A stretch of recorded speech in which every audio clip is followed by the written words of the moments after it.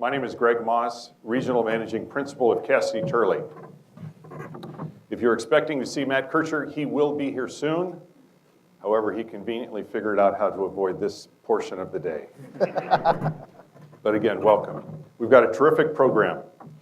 James Chung is going to walk us through the retail leasing market in 2013 with the forecast for 14.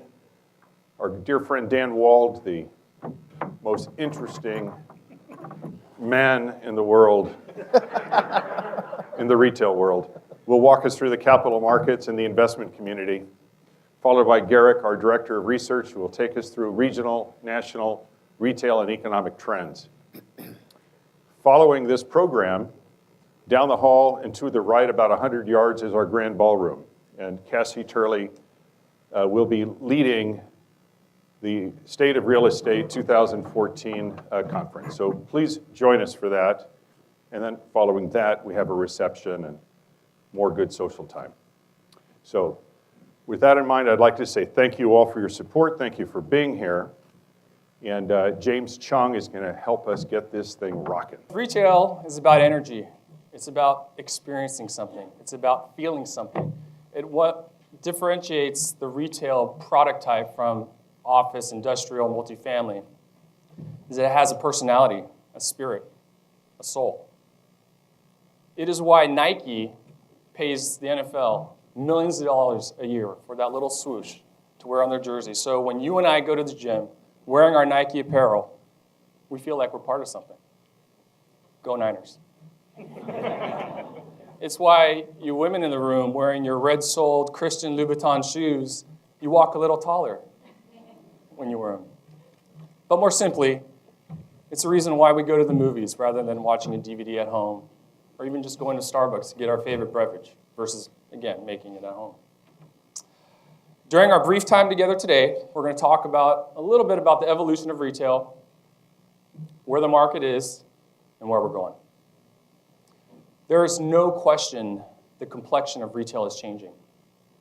By example, Amazon was dominating the headlines the last 4 weeks with over $20 billion in sales via mobile phones and tablets alone. $20 billion. But let us not forget that this is not the first time retail has evolved. Don't worry, there's no retail apocalypse on the horizon. Over time, there have been various threats to retail,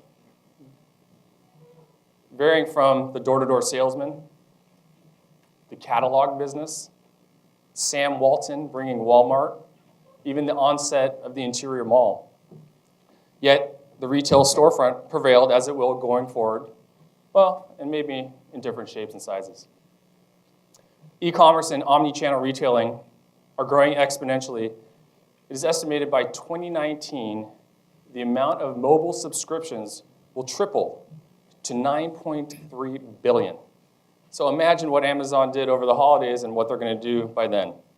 However, the demand for brick and mortar continues. As we're seeing, in fact, they're really each other's right and left hands, or left arms, if you will. As we're seeing even here locally up the street, internet-based only companies like the Art.coms of the world, or even Bonobos, an online men's clothing retailer, are looking for street-front retail. Yeah, welcome.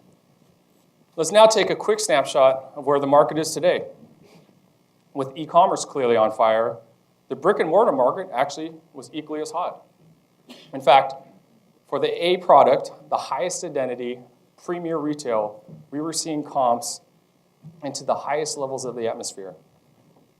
At the end of 2013, we had about 1.3 million square feet of retail under construction around the 9 Bay Area counties.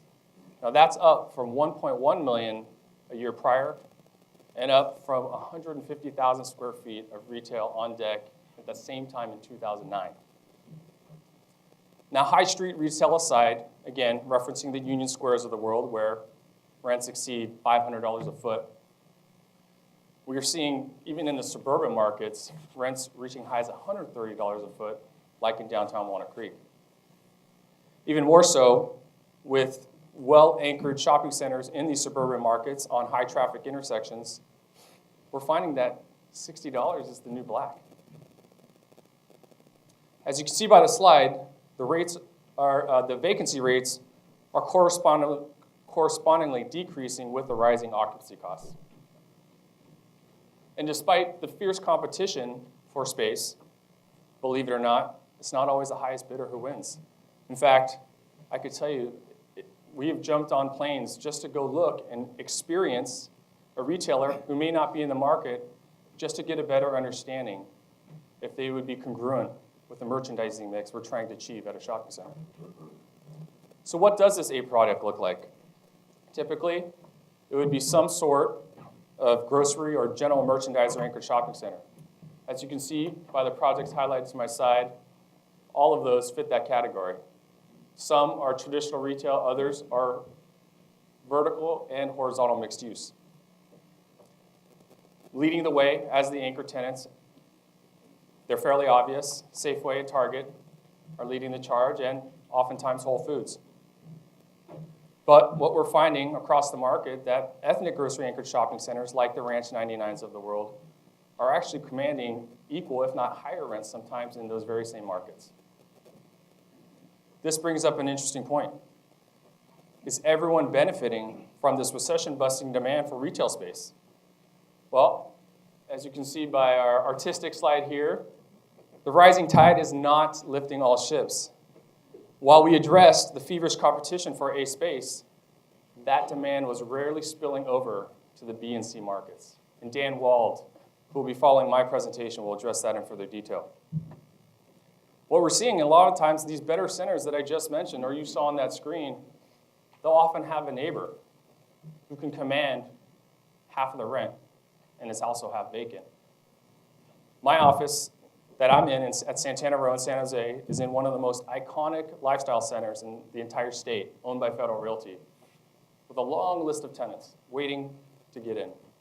Yet next door, there's been a vacant property for the 3 years we've been there, and it has become a wonderful parking lot for the employees in our office. This poses another very interesting question. Is there a limit to what landlords can charge for this A product? Or better yet, let me rephrase that, is there a limit to what the tenants can pay? The following slide shows a metric that is not often discussed. These are health ratios from various categories from live actual sample pools across the country, and really where tenants should be as it relates to their occupancy costs versus their sales. One particular category to pay attention to is the fast casual food. As you'll see, they like to be in the 10% range.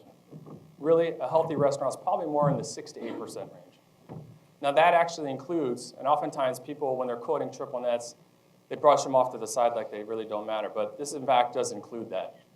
Any CAM, insurance, tax obligation, all part of this calculation. But luckily, a lot of these fast casual guys also not only are the highest paying rent tenants, but these guys made up almost 70% of the transactions in 2013. Food is definitely the hot category. On the flip side, if you look at the general merchandiser, their occupancy cost is extremely low, but as the developers in the audience will attest, they typically are fee owners of their real estate.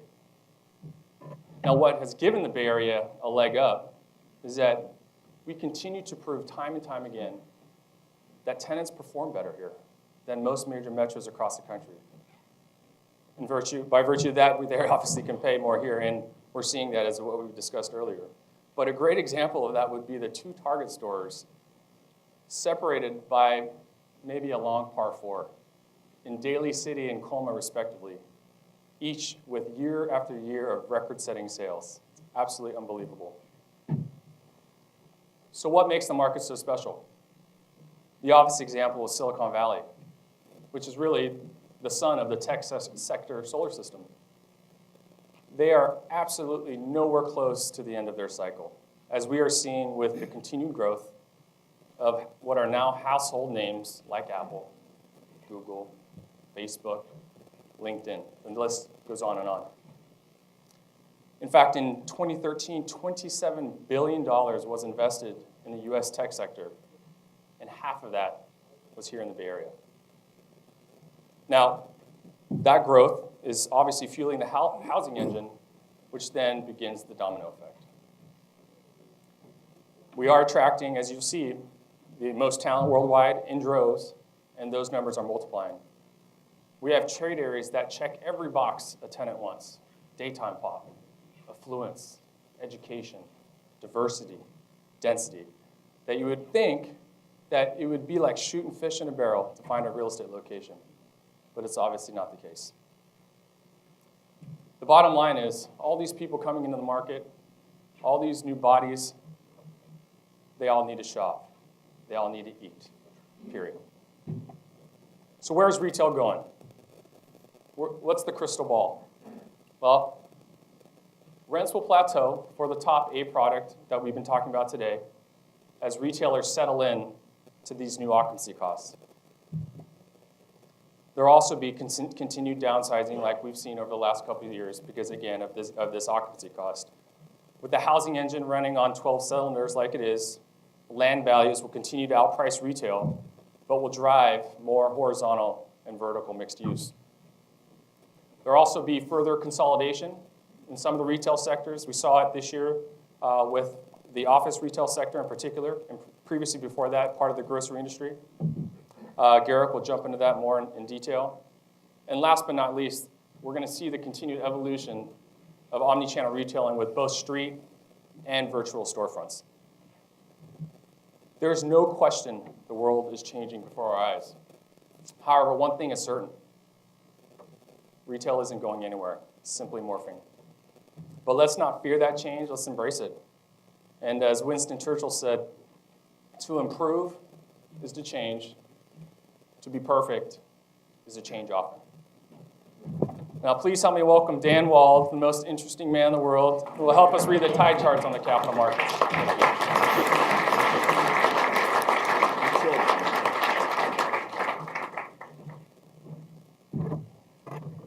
Well, I don't usually engage in public speaking, but when I do, I prefer to speak about retail capital markets.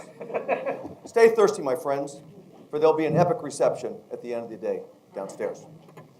James, we've just experienced your excitement with retail and your take on the rising tide in the Bay Area economy. And it looks like even with momentous changes ahead, the future for shopping and the prospects for shopping centers are very bright. Well, let's continue with this rising tide metaphor and expand on it. In the last recovery and value run-up, the rising tide did lift all ships. Now think of these boats, these ships as our shopping centers, the captains as the owners, and the tenants as the sailors. These sailors lift the sails, figuratively and literally, that drive these boats to success. But unlike in the last recovery, what's happening this time is that the sailors, the tenants, are jumping ship where they think the winds are weak, where the voyage is perilous, or where the boat may go on the rocks. The captains are only able to sign up the quality tenants on the very best boats. But if those boats are full, if those centers are full, or if that center has a leak, the tenants are staying home in port. So what I've seen is there's a similar dynamic for the institutional segment of the investment market. Like the tenants expanding in our market, these investors demand the assets with the very highest quality and the lowest risk. And if they can't buy them, their choice is to buy nothing. Let me illustrate this phenomena with a literal tale of two cities. In late 2012, the newly constructed and yet to be stabilized Safeway-anchored Pleasanton Gateway Shopping Center was acquired by a pension fund advisor at a reported cap rate of about 5.25%. And some months later in 2013, just 20 miles to the east, over the Altamont Pass in Tracy, the newly constructed and 95% leased and stabilized Rayleigh's-anchored Red Maple Village Shopping Center sold for about a 7 1/8 cap rate to a private REIT that was seeking yield for its investors. Significantly, Red Maple Village's submarket had demographics that were equal to Pleasanton's and far superior residential growth prospects. Now, both newly constructed centers benefited from the rising tide of prosperity being enjoyed by the greater Bay Area as they filled up with their tenants. So why the disparity? Because institutional investors are allergic to two words, Tracy and Rayleigh's. The rising tide did not lift these ships equally, and because it was perceived not to be the very best boat, it had virtually no institutional investor interest. Well, let's generalize from these two properties and take a look at investors' 2014 yield targets. Is the rising tide of Bay Area prosperity resulting in cap rate compression across the board? Or did the increase in the 10-year T-bill create a whirlpool, sucking values down? Regarding interest rates, as most know, in July after Chairman Bernanke merely suggested that quantitative easing might be slowed down, the market reacted with the T-bill moving from the 2.15% level, at which it had hovered for almost a year, up to 3%. And at the same time, conduit lenders on Wall Street overreacted and increased their spreads from 1.9% to about 2.5% in anticipation of further upward rate movements. The result? Acquisition financing rates were driven from 4.25% to about 5.5%. And what did buyers do in response to this? And what might they do in the event of future rate increases in 2014? To answer this question, I updated my survey of yield targets from investors active in Northern California. And this survey takes into account both institutional investors and private capital buyers as well.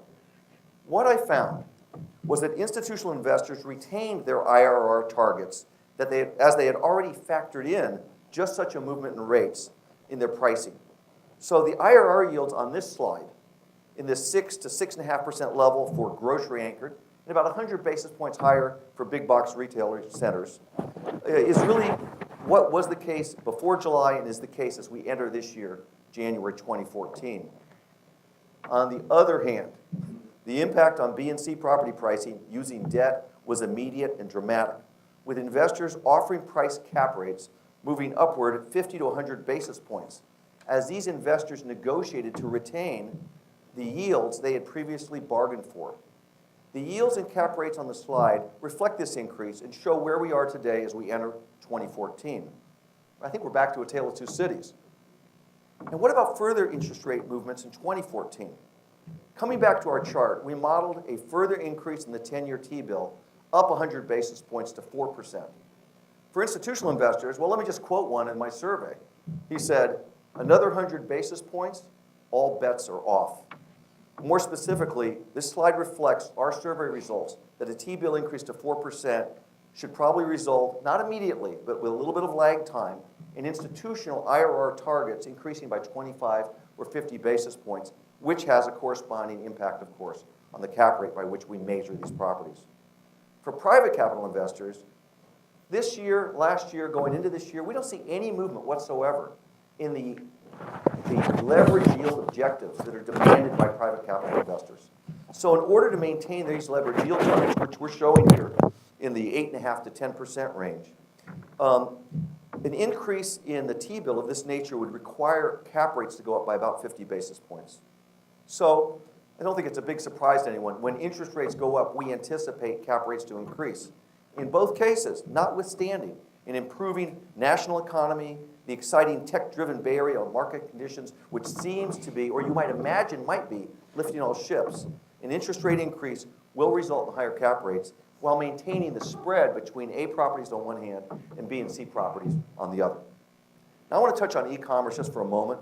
We've heard from James, and we're going to hear more from Garrick in a moment, on e-commerce's impact on bricks and mortar and the opportunities of omni-channel retailing.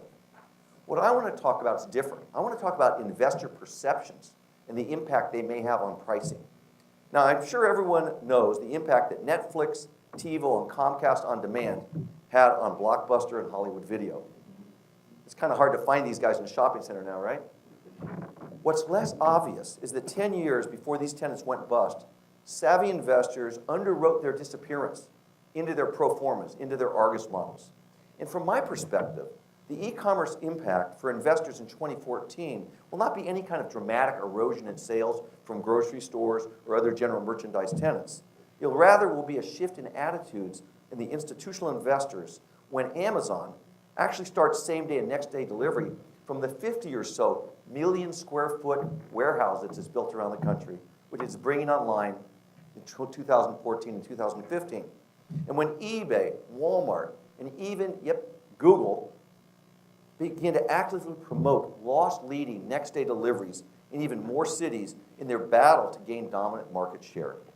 So based on the video store experience, I would not be surprised to see yield hurdles adjusted upward to accommodate the greater perceived risk to sales for a wide variety of brick and mortar retailers before those sales erode. Now, the winners in this dynamic may very well be that most recently maligned category, lifestyle centers. And James gave us a couple of really great examples. What better example than our very own Bay Area property, Marin County Mart? Here, the former Larkspur Landing, historically challenged by extensive competition, difficult access, 180-degree trade area, is offering its well-heeled Marin County consumers the lifestyle experience they were missing. That's right, straight from the Mission District and the factory parking lot, food carts, and the beneficiaries, well, besides the consumer, the other merchandisers paying full rent in their brick and mortar suites at the center, but now enjoying much greater traffic, not to mention the owner. To echo the new mantra of retail, the internet is about convenience, yes, but shopping is about the experience. Thank you, James. So, if the highest quality and the safest centers are priced into the stratosphere, and B and C centers are beached on the shore or swamped by the rising tide, where are we forecasting opportunity? Well, the answer may well be answered by taking a look at this map of the United States. What we've done here is to create a map using real capital analytics data to reflect cap rates paid around the country for retail properties over $25 million. Bright red indicates a sub-6 cap rate, while dark blue takes us above 8%. See the pattern? Interestingly, this map is almost identical to the strategy maps created by most U.S. REITs to show Wall Street where they intend to be in 3 or 4 years, and by pension fund consultants instructing pension fund managers where they're required to go and where they are required to dispose of assets. These REITs and pension funds are actively abandoning the middle of the country, not to mention California's Central Valley. But here's a secret I want to share with you. Not everyone is moving to the coast or to Dallas. Other areas will be beneficiaries of changes in global supply line and energy cost trends that are bringing manufacturing and distribution back to the United States. And it turns out that tenants in the middle of the country actually pay their rent in dollars as well.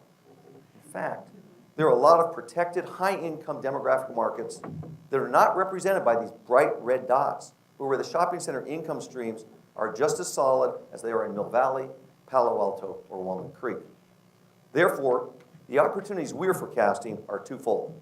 First is that quality income streams can be acquired where REITs and pension funds fear to tread, both in the middle of the country and, more appropriate to us, in the middle of California.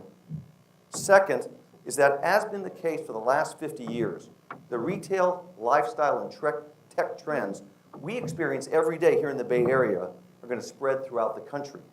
And mark my words, food trucks and farmers markets are coming to a troubled Blue Dot neighborhood and community center, and coming to it soon. Whether it's in San Pablo, Modesto, or Akron, Ohio, that vacant grocery box is going to be reborn as an internet retailer's distribution hub for pickups and next-day deliveries. That vacant suite is going to be a medical clinic established to meet the surge in demand that's going to emanate from an aging population in the Affordable Care Act. No, the rising tide is not going to lift all boats, but smart captains can steer the right boat out of the eddies into the current, with the current running in the direction of success and profitability. Well, keeping with the tides, and now for a dive below the surface, let me introduce to you our bold submariner and celestial navigator, the head of research for Terranomics, Garrick Brown. Thank you very much.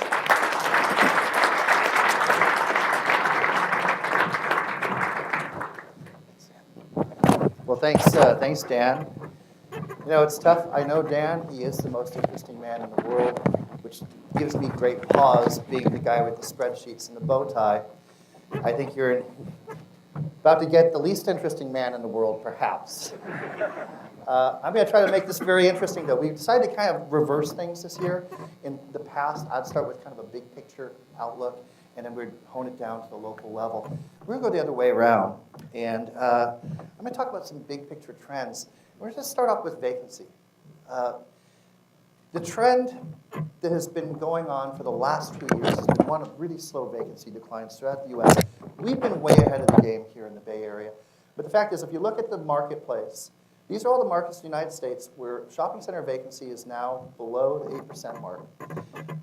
That's pretty interesting. If you look at how few markets there are in the center of the country that fall into that category. Here in the Bay Area in general, we're at about a 6% rate, but San Francisco, shopping center vacancy is less than 3%. The fact of the matter is, think about it, a 3% vacancy rate, what's that mean is that's available? We're really talking about Class C space only. And it's not that much different in the North Bay, on the peninsula, the South Bay. The East Bay, a little bit weaker, closer to 7% level, but the fact is, those are really respectable numbers right now. And the trend has really been about the coast. If you look at what's happened over the past year, we tracked 60 markets. Only 5 of them throughout the entire United States saw vacancy either stay the same or increase in the past year. 2 of those markets, Boston and Philly, are incredibly healthy. They were among the coastal markets leading the charge in the last couple of years as things have improved. They just had a little bit of new construction, slight upticks. A couple of those markets are in the deep south. They face issues, and the last market's Reno, where Reno is Reno. That's why vacancy's up. But if you look at the nation, and look where the elevated vacancy is, you see it's the Midwest, it's the deep south. We still, basically, if you go east, once you get out of Solano County, from Sacramento until you get to Pennsylvania, you're dealing with elevated vacancy. It's a tale of the coasts. Now, this looks really ugly to the middle of the country. But something interesting is happening right now. Over the past year, there's an awful lot of absorption in the middle of the country we're seeing. Yeah, we're still seeing very high vacancy rates in the middle of the country. But one of the problems we've got with all of these numbers is the fact that they're just looking at the entire marketplace and not really breaking things down into class. And it does come down to class. Let me give you an example. I got a call yesterday. Yesterday's big story broke. JCPenney is going to close about 33 stores. I had a reporter call me up and say, hey, is this just more of the weak economy? Is this the impact of e-commerce? Threw a whole slew of questions at me, for which the answer was yes to everything. Are we overbuilt? Yes. But conversely, at the same time, we're under-demolished.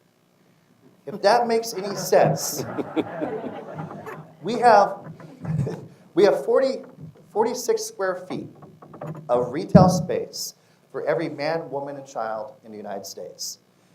Now, considering as a consumer that's free, that's pretty cool when you consider I got a friend that works at Twitter, pays about $1,800 a month for an apartment that big here in the city. I tried. But the fact of the matter is 46 square foot per person. The UK comes closest to us at 23 square feet per person. Canada is 13 square feet per person. Now, does that sound like we're definitely over-retailed? Of course. But we've had steady occupancy growth the last few years, even with a weak economy. From 2008 onward, basically, even though recovery's been slow, we've just seen vacancy at the national level drop about 1% per year. It's been happening, and now it's happening as the challenges of a weak economy have shifted to the challenges of the impact of e-commerce. And it's still going to happen. Growth is actually up, and growth is increasing. It's radically shifting, though. As the weak economy problems get replaced with what's happening with e-commerce, everything is changing. But getting back to some of the reporters' questions, the fact of the matter is that retail's not commodity space like office and industrial. So when I hear people talking about the square footage per person and thinking it's an equal equation, it makes me a little bit nervous, because it is all about these other things that make a Class A center or a Class B center. And yes, we're over retail.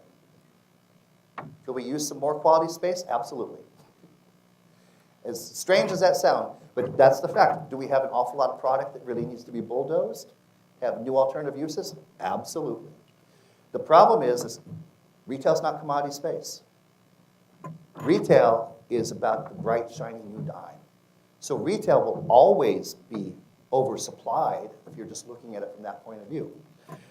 The question is how do you capitalize that if you're a landlord? And certainly, If you're a retailer, that's what you want. That's what everyone wants. Now, we're seeing development return.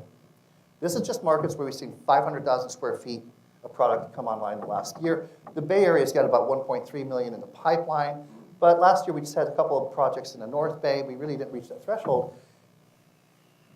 Strangely enough, there's a lot of stuff in the middle of the country. Now, one thing I should tell you is that when it comes to retailer demand, which has been rapidly increasing from certain sectors, certain industries, and has been about the coast and Texas, it's starting to creep up in all these other cities. Because believe it or not, places like Detroit, places like Cleveland, Louisville, places that have 13, 14% vacancy, they have a shortage of Class A space, believe it or not. I deal with our counterparts in those cities. I hear the same story over and over. And when you look at what's happening with the rents, Class A rents in those red cities have increased by 10% or more in the past year. In some cases, we're talking 20% or more. As James mentioned, 60 is the new black here in San Francisco, which if you do a CoStar analytics search to try to figure out shopping center averages, it's coming out $22, $23 a square foot. So keep that in mind. That's how important it is to focus on what is the product that people are looking for and how different those trends are. But we're seeing Class A growth even in those Midwest, Deep South markets that have had issues. Now, all those trends that played out basically last year, we had the overall economic trend, which was really about policy drag versus the positive impact of housing. That's still going to happen in the coming year, except we're going to have less of a policy drag. We're going to have a much better housing market and much more new construction, much more job creation on the construction front. But as far as what we saw in the retail marketplace, it was the same thing, greater class bifurcation. We've got Class A, B, and C. Increasingly, that B product, the smart landlords, the smart developers are taking the B product that's in good locations, they're investing in those properties, and they're getting up to the A level because that's what the retailers want. But there's an awful lot of guys that are not doing that we're seeing those properties slip further and further into the C ranks, which is not where you want to be. Growth is slowing in our primary markets. Going back to my slide here, as far as the occupancy growth that we're seeing, San Francisco growth slowed considerably last year. San Jose as well. The primary markets on the coast, the fact is, it's because they're already dealing with 5, 4, 6% vacancy tops. Almost all of that's Class C or B product. It's weak product. We're starting to see retailers that are looking at the marketplace and saying, you know what? Wall Street wants me to grow this thing by 150 units this year. I'm going to have to pay $60 a square foot in San Francisco if I can find a space, which in most cases I can't. I'm going to get a waiting list for a shopping center. Denver sounds good. Let's go to Denver. Hell, this has been a great year for Phoenix and Vegas. Those markets were decimated by the housing meltdown. Vegas had like a 15 or 16% vacancy rate at peak. It's white hot right now. A lot of it, though, is being driven by people who can't find space on the coast. And the pricing is becoming more and more of a factor. So we've got accelerated growth in secondary markets, skyrocketing rents in core markets, and development's on the rise, but it's not yet there so that we can deal with our shortage of space here. Now, something that's going to be interesting in the year ahead is that merger and acquisition activity is going to pick up big time. There's two ways to look at it. M&A activity often is about consolidations. In the grocery world, that's probably going to happen. There's still tons of rumors that Raley's might be a target here in Northern California. It would make some sense. Traditional grocers are kind of cutting back. They're having troubles competing against these new discount concepts, the smaller grocery formats. But on the flip side of the equation, M&A activity also is about private equity, picking up concepts and going crazy with growth. I'll give you an example. I do consulting work, usually once or twice a year, for a couple of hedge funds, some investment groups. I was hired earlier this year to look into, I can't name this fast casual burger concept, but someone you'd all hear of in the last few years that's exploded with growth. They've been averaging 100 to 150 units a year. They were looking into this concept because they wanted to see how feasible it was to buy them and grow them by 500 units per year. And there's a whole slew of activity that's coming down the pike that way. It'll really be heavy in the restaurant side. But you're going to see some cutback, some consolidation from M&A, but you're going to see an awful lot of well-capitalized, hot chains right now that suddenly just get a boost of adrenaline. Now, what does it all mean for shopping centers? Well, we haven't really gone into this as far as the shifts and who is growing, but restaurants and food users are dominating. Service users, believe it or not, Great Clips says they want to do 250 stores this year. They see the economy's good, and guess what? When the economy's bad, people don't get as many haircuts, they don't dry clean as much, they don't use as much deodorant, I guess. The fact is that Great Clips is growing, but there's another reason. They don't compete with the internet. And this is where you're going to see all sorts of growth. It's all coming down to tenancy that doesn't compete with the internet. There's one exception. Neighborhood centers hasn't really been impacted by this trend, but that's because naturally their core tenancy usually isn't impacted. Neighborhood centers are all about local drug and grocery. They're not getting killed by e-commerce. They're not being impacted at all. Local services, local restaurants, they're primed to make a big, big comeback. This is actually where vacancy is the highest right now. It peaked out 11% at the peak of the recession. Neighborhood centers are coming back hard in the coming year. Power centers are actually adapting, even though big boxes are a disaster. Everyone's shrinking their boxes. It's not just the office supply guys. I mean, Staples leads the category, and they want to drop their retail footprint by about 25% in the next 5 years. And they're doing great. Office Depot, Office Max just merged to survive. They got about 350 stores where it's a redundancy, plus their average footprint of 25 to 30,000 square foot. It hasn't made sense the last few years. It only makes sense now to about 10,000 square feet. All the box guys are shrinking. The only, interestingly enough, the only category that's not, James put them up there, Dick's Sporting Goods in general. Why? Because they're actually good at experiential retail. Dick's wants to do 200 stores in the next couple of years. Those are big stores. That's a lot of growth. It gets crazier. Bass Pro Shops wants to do 20 stores. You ever been to a Bass Pro Shop? They're 120,000 square feet with dioramas and stuffed bears everywhere. I have a redneck uncle that he'll drive 3 miles to go to a Bass just to buy a bumper sticker. They're huge. Look at who's growing. All of these categories, almost all of them have 2 things in common. It's either the economic ends of the spectrum, discounters or luxury, or they're not impacted by e-commerce. That just about tells everything. At the discount side, believe it or not, Family Dollar wants to do 700 stores this year. They've done more than 600 stores a year for 3 years straight. You'd think they'd be running out of locations. You'd think they'd be running out. You'd think that we're reaching saturation. But it gets crazier. Family Dollar, I'm sorry, did I say Family Dollar? Dollar General, 700. Family Dollar, 550. 99 cents only, 550.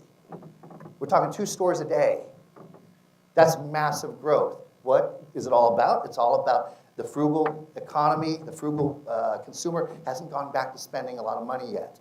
That's probably going to change now that our home values are coming back, but it hasn't happened yet. At the other end of the spectrum, luxury is back. Union Square is bustling.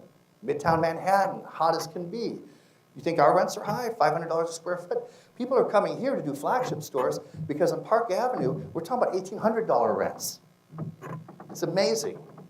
But look at everything else. It's fast food, fast casual. In fact, we track about 3,000 chains, what they want to do each year. We do a publication every April.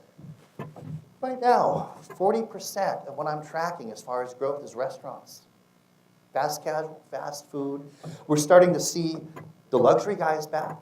Interestingly enough, it's that dollar price point in the middle. You don't see a lot of growth. Casual dining, they're not shrinking the way they were.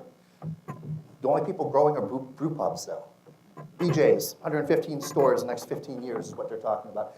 And again, it comes back to this. Now, here's an interesting statistic. Those 2013, 2014 numbers were estimates. This last holiday season, the numbers aren't available for you yet. The Census Bureau actually tracks it. I'm going to have to redo those 2013 numbers. E-commerce surged this year. Bad weather was its best friend. And it's worst enemy. I don't know if you heard about the problems UPS had delivering all their packages this year. UPS during the week before Christmas was slated to handle 135 million parcels going out. They won't confirm a number, but I've got a friend who's a logistics whiz. He thinks that they got 155 million. About 20 million didn't get delivered. Will that turn people off to e-commerce? Maybe a couple, but probably not. But the fact of the matter is that what it's probably going to mean is that a lot of people are going to be boosting their infrastructure for e-commerce even more this year. Which brings us to this. Yes, they're going to be buying drones.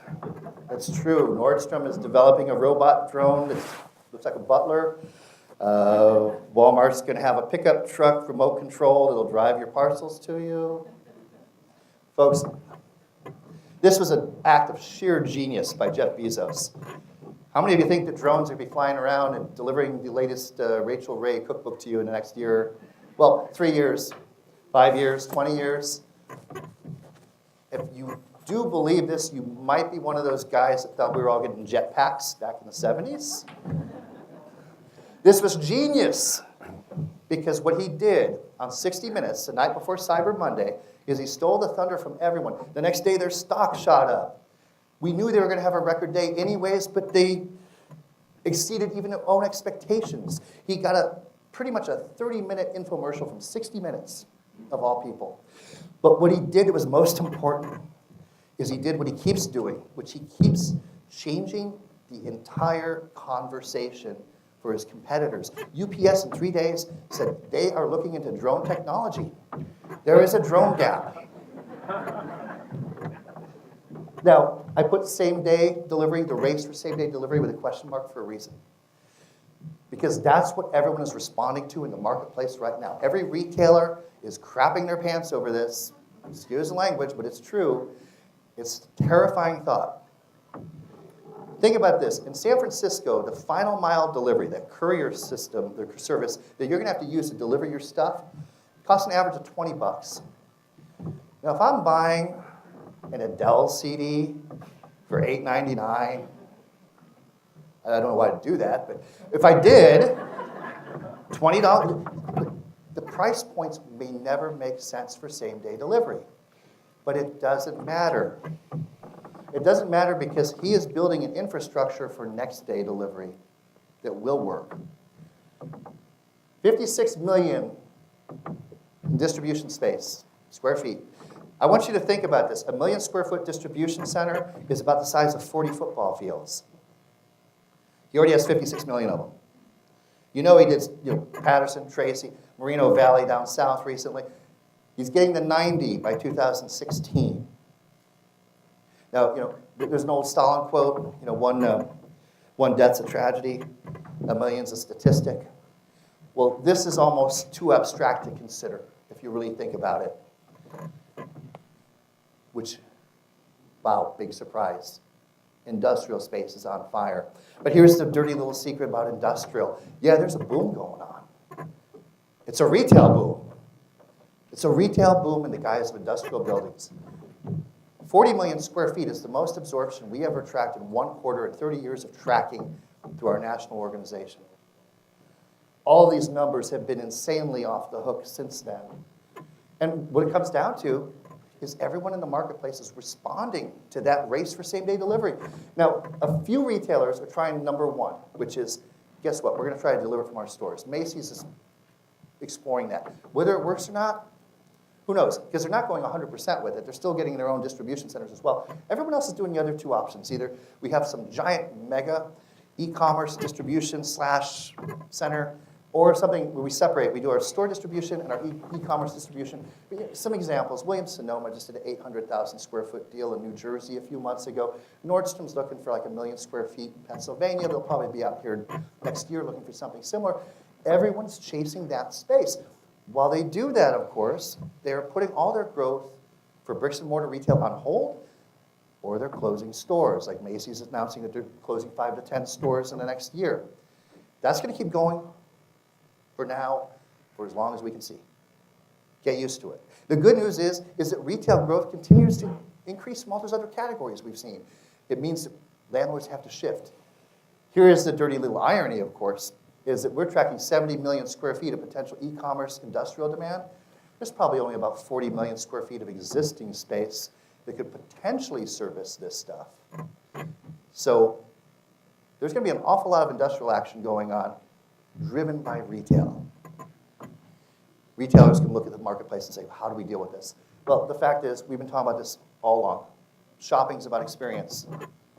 E-commerce is about convenience. The smart retailers who truly get omni-channel marketing are finding ways to get you into their stores through their internet, get you to the internet through their stores. Those are the retailers that will be the strongest going ahead. Now, from a landlord point of view, it's real simple. Boost the experience. Your shopping center has to be the center of the community. Nothing less. It can't just be some place that you go to pick up some cheap clothes.